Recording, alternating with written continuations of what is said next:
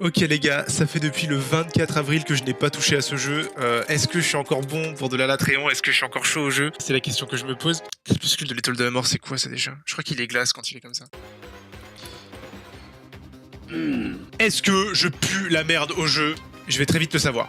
Et je pense que c'est quelque chose comme ça.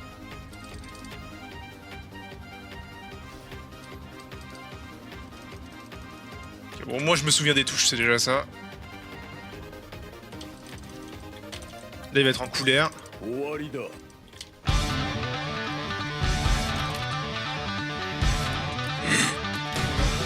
Ça passe tous les jours.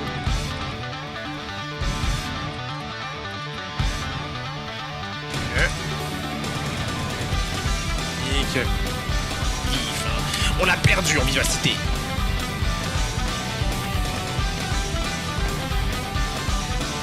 Je pense qu'après ça, il va balancer la Nova. Mais je suis dans le futur.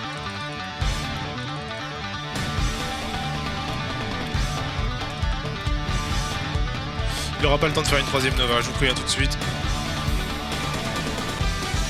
Ah bah. Au sol. Je l'ai cancel combien de fois? Je crois que je l'ai cancel 7 fois. Hein. Oh là là, mais c'est quoi cette masterclass que j'ai sous les yeux? Regardez-moi ça, quoi. Ça, c'est du pur cinéma, ça. Ça dit quoi les gars? Bon alors comme vous le savez, je suis en pause DBD, donc là je vous propose un jeu qui n'a rien à voir avec Dead by Daylight. Il s'agit de Monster Hunter World Iceborne et laissez-moi 20 secondes pour vous expliquer le concept du jeu. En fait, vous incarnez un chasseur qui va se frotter à des monstres de plus en plus forts et donc évidemment à chaque fois que vous battez un monstre plus fort, vous en prenez les ressources pour vous crafter un nouvel équipement et affronter encore plus fort. Et vous faites ça bien sûr en boucle jusqu'à affronter le monstre le plus fort du jeu. Vous passez d'abord par Monster Hunter World, qui est en vérité une petite promenade de santé, et après vous arrivez au DLC Iceborne, et là ça devient un peu plus compliqué, mais c'est surtout vers la fin de ce même DLC que là vous allez rentrer dans du die and retry et sur des combats vraiment pas faciles. Oh bordel, les dégâts que j'ai pris. Et c'est donc là qu'arrive notre principal intéressé, qui est évidemment l'Alatréon, monstre de fin de jeu, dragon noir légendaire, qui est le symbole de la mort et dont l'attaque finale signifie littéralement la fin des temps ou la destinée finale du monde. Bref, vous voyez bien qu'on s'attaque à un gros poisson, je dirais le deuxième plus gros poisson de l'aquarium, et on va voir aujourd'hui, après 5 ans, comment battre l'Alatréon. Déjà, parlons de la théorie, des armes, des armures et aussi du fonctionnement du boss. Bon alors déjà il faut vous situer, voilà, soit vous avez déjà battu l'Alatréon grâce à des amis qui vous ont aidé, et là vous essayez de le faire tout seul, et donc vous avez déjà un équipement Alatréon, auquel cas c'est très bien, parce que elle a des bonnes résistances élémentaires, et également parce que elle vous booste votre attaque élémentaire en fonction de vos résistances élémentaires, donc c'est une très bonne armure à privilégier, moi je la privilégie énormément quand j'affronte l'Alatréon. Maintenant il y a ceux qui n'ont jamais battu l'Alatréon, qu'ici on parlera plutôt de cette Safi'jiiva. Voilà, là je vais pas réinventer la méta les gars, je vais pas réinventer la méta, l'armure Safi'jiiva est objectivement une très bonne armure, elle fait des bons dégâts élémentaires, elle a de très bonnes résistances élémentaires, donc si vous n'avez jamais tué l'Alatréon, cette Safi'jiiva, oui, c'est excellent, et ça vous suffira pour le battre. Maintenant, je vous conseille quand même d'augmenter votre fief glorieux et de faire les transcendances régénération pour limiter les dégâts que l'armure vous fait quand vous tapez. Vous avez aussi un build qui mélange le Brachydios Tempête avec le Théostra. Vous avez quand même plusieurs solutions, mais c'est vrai que moi, celle que j'ai le plus appréciée quand je débutais, c'était le Safi'jiiva avec une transcendance régénération. Mais encore faut-il avoir le temps de la farmer. Au niveau des joyaux, des pendentifs, bref, de tout ce qui est talent, clairement, ce qu'il faut privilégier, c'est ce qui vous booste votre attaque élémentaire. Mais aussi votre attaque, les gars. Hein, doucement, parce qu'il y a quand même des cordes qui sont à briser. Il faut quand même faire du dégât pour pouvoir les péter. Du côté des armes, c'est tout aussi inégal. Hein. Il y a vraiment des trucs qui sont super utiles et d'autres qui sont complètement rincés. Voilà, je sais pas si vous êtes au courant, mais vous pouvez cancel plusieurs fois l'Alatréon. Donc quand vous le faites une seule fois, vous pouvez survivre à la Nova avec des viandes d'Astera ou des potions secrètes ou ancestrales. Quand vous le faites 2 fois, les dégâts sont très largement réduit, et quand vous le faites 3 fois, ça c'est juste pour le flow. Ça c'est vraiment juste pour le flow, c'est vraiment, ça change quasiment rien par rapport à la deuxième fois, c'est vraiment juste pour le flow. Il y a des armes qui tapent plus vite que d'autres, qui sont plus ou moins infusées d'éléments, et s'explique donc pourquoi est-ce que les doubles lames se retrouvent tout en haut, alors qu'on a une bonne grosse corne de chasse, et surtout ce maudit fusil arbalète lourd qui ne sert absolument à rien. En fait, si vous prenez cette arme, vous ne jouez pas à la même quête.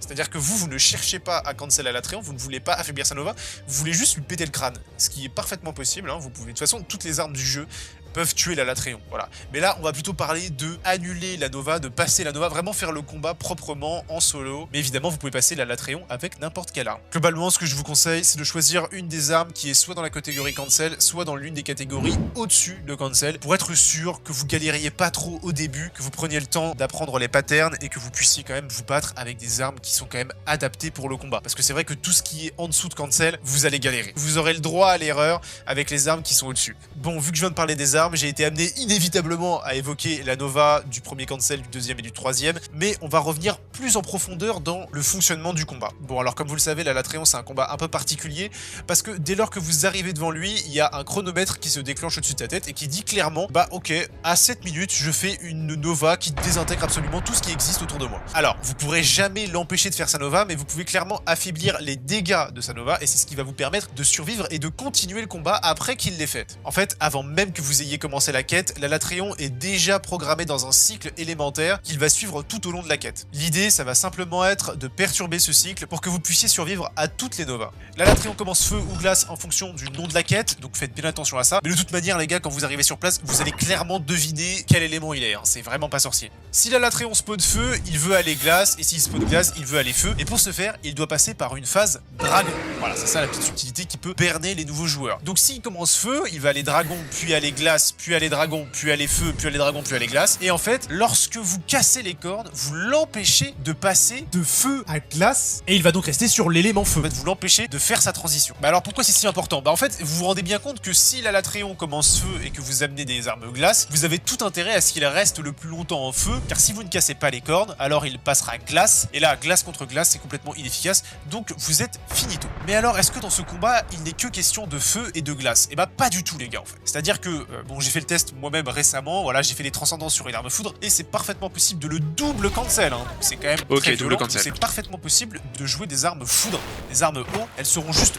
moins efficaces que la glace contre le feu et que le feu contre la glace, mais ça reste parfaitement envisageable. Mais alors là, vous allez me demander quelle est la stat élémentaire idéale qu'on veut avoir pour être sûr de pouvoir cancel la Latréon. Bon, vous savez très bien que chaque arme a une stat élémentaire différente, donc c'est pas très comparable. Pour trouver la stat élémentaire idéale, je vous conseille de prendre pour référence l'arme Barrios Crogivre ou l'Anjanas, qui sont deux monstres qui apportent beaucoup d'éléments dans leurs armes. Les gens partent en général pour du Radalos Argent ou du Barrios Crogivre évidemment. Les meilleures armes restent celles qui sont évidemment longues à farmer, c'est-à-dire les armes Kuftaros mélangées avec du Legiana ou que sais-je, ou encore les armes Safijiva améliorées sur l'élément. Et on en a terminé avec la théorie. On a parlé des armes, des armures, du fonctionnement du boss, et maintenant on va rentrer dans une deuxième partie qui selon moi est très utile, et on va rentrer dans le combat, dans le gameplay, comment est-ce qu'on détruit la Latréon quand on rentre dans la quête. On va rentrer dans des trucs assez précis, sur des situations particulières, et c'est parti. On commence dans l'ordre avec la mise au sol. Bon alors dit comme ça a l'air un peu stylé, on a l'impression de faire du judo. En fait je parle des premières secondes de la quête, où dès le départ, on a une opportunité gratuite d'amener la Latréon au sol, en se servant du mur qui est derrière lui. Il vous suffit d'esquiver son cri, petite roulade bien timée, et normalement c'est bon. Mais après c'est vrai que c'est mieux d'avoir la cape immuable, puisqu'elle nudifie complètement tous les rugissements.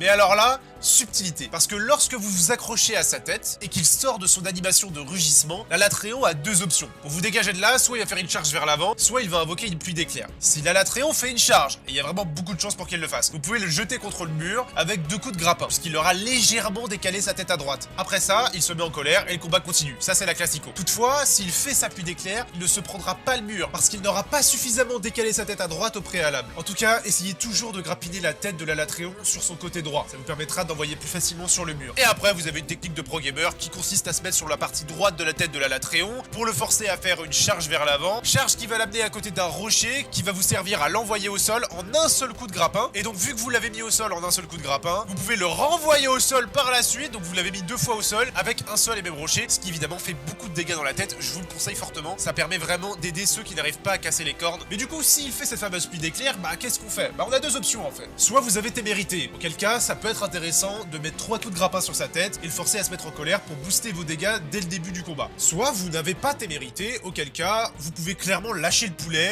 et attendre une autre occasion. Une occasion qui pourrait apparaître à tout hasard quand il s'envole. Et ça les gars, c'est ce qu'on appelle une vraie transition parce que du coup, on va parler de la phase de vol de la Latréon qui met pas mal en difficulté les nouveaux joueurs parce qu'ils n'arrivent pas à toucher la Latréon pendant une période significative de temps, ce qui évidemment les condamne à une mort inéluctable. Et alors là, alors même que vous avez une leçon incomplète, je vous mets une interrogation surprise. Que faut-il faire dans cette situation? Regardez bien les détails. Bon, je vous laisserai faire pause parce que moi j'ai un rythme à gérer les gars. Écoutez-moi bien. S'il y en a un seul qui a osé me sortir, je flash la Latréon pour le faire chuter, je vous vois comme ça. Je suis quelqu'un d'extrêmement médiocre. Lorsque la Latréon est en colère, vous ne pouvez pas le flash et vous ne pouvez pas non plus l'envoyer sur le sol ou sur un mur. Ce n'est que lorsqu'il est passif que vous pouvez faire ces deux choses. En effet, il est possible de faire chuter la Latréon lorsqu'il est passif et en train de voler. Mais regardez bien ce qui se passe.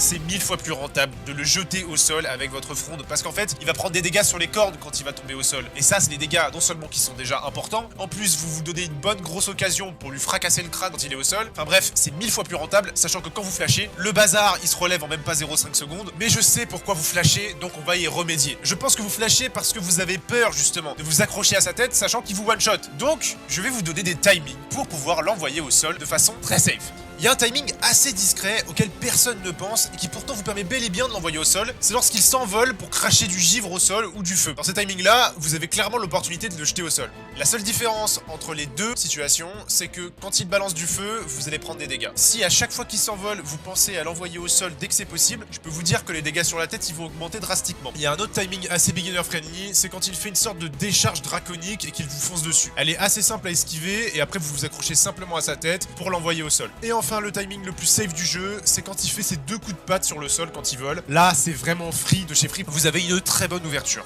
Maintenant, c'est qu'il faut envoyer la Latréon sur les murs et sur le sol parce que ça augmente les dégâts sur la tête. Mais, deuxième interrogation surprise les gars, parce que ça s'arrête jamais en fait ici. A votre avis, quelle est la partie de la Latréon qui prend le plus de dégâts élémentaires, sachant qu'il y a la tête, le cou, les pattes avant, les pattes arrière, la queue, les ailes.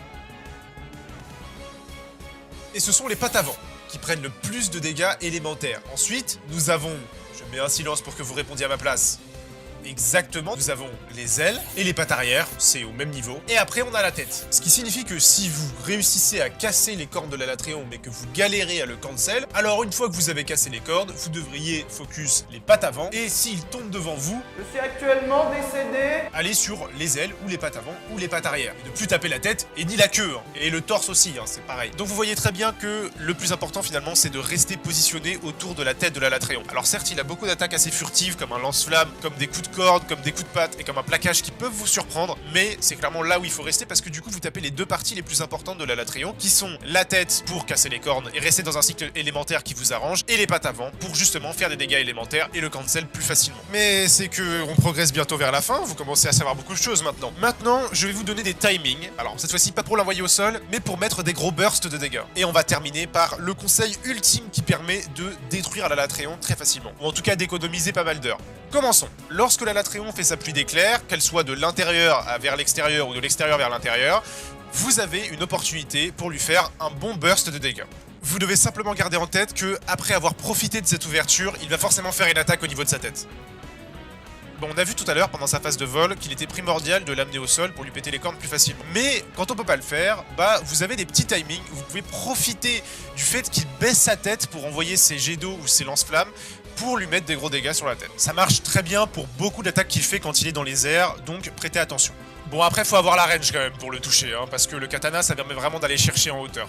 Ensuite, pour pas rentrer dans toutes les ouvertures les plus obvious, il y en a une petite qui est vraiment très discrète, c'est en fait dans sa transition d'éléments. Lorsque la Latréon change d'élément pour passer de glace à dragon ou de feu à dragon, il passe plus de temps à charger et il récupère plus vite, mais quand il s'en sert juste comme attaque, donc quand il ne change pas d'élément, alors là, il met moins de temps à la charger, donc la décharge est plus rapide, mais il met plus de temps à récupérer. Ce qui fait que quand il ne change pas d'élément, vous avez peut-être mettre une ouverture que vous n'aviez pas lorsqu'il changeait d'élément. Je sais pas si vous me suivez. Et on en a fini avec les ouvertures. Oui, bon les gars, je sais qu'il y en a plein d'autres, je sais. Mais ça va être trop laborieux en fait, si je les évoque toutes une par une. Ce que je vous conseille par contre, c'est de regarder votre arme en speedrun en solo contre la Latréon, et ça vous donnera beaucoup d'ouvertures et beaucoup d'opportunités pour taper la Latréon dans vos quêtes. Maintenant, on rentre dans la dernière astuce qui est juste monstrueuse, elle est pépite, c'est de prendre le talent invulnérabilité qui augmente la durée de votre invincibilité lorsque vous faites une roulade ou une esquive. Et ça, c'est juste beaucoup trop pratique parce qu'il vous suffit d'avoir une compréhension approximative des timings d'esquive et vous pourrez esquiver à peu près 80% des attaques de la Latréon. Et en plus, même lorsque vous ne comprenez plus rien à ce qui se passe, eh bien, invulnérabilité va vous permettre d'esquiver sans trop de difficulté et d'esquiver ce fameux lance-flamme qui a dû vous tuer des milliards de fois, les gars, je le sais très bien. Ensuite, les gars, faites bien la différence entre l'animation du « je me relève » et l'animation du « je suis coincé au sol et je ne peux rien faire ». Lorsque vous êtes coincé au sol et que vous ne pouvez rien faire, je vous conseille de prendre des explosions cristallines. Ça vous permettra d'empêcher la Latréon de vous achever. Ça, c'est une chose. La deuxième chose, c'est que lorsque vous êtes dans l'animation du « je me relève », vous pouvez ralentir cette animation, vous êtes complètement invincible, on est bien d'accord, hein, et vous avez juste à rien faire. Voilà, vous ne faites rien et votre personnage va se relever automatiquement lorsqu'il n'y aura plus de danger. Ce qui vous permet donc d'esquiver complètement la mort. L'erreur, c'est justement d'appuyer sur une touche parce que ça va vous relever et vous allez vous relever en plein milieu d'une attaque. Bon, allez, force à vous maintenant. Et oui, ok, mon équipage préféré, je reviens pour du DVD pour la prochaine vidéo. Bon, allez, à la prochaine.